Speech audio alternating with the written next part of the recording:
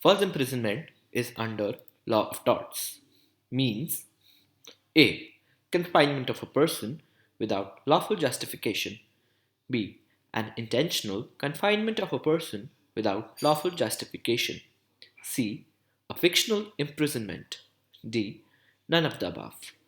Answer B.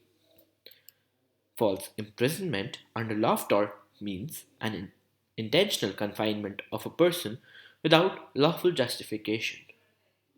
To further explain false imprisonment, it means that when a person is confined in a place where there is no reasonable means of escape for any person with a reasonable mind without any lawful justification of such confinement, this comes under false imprisonment.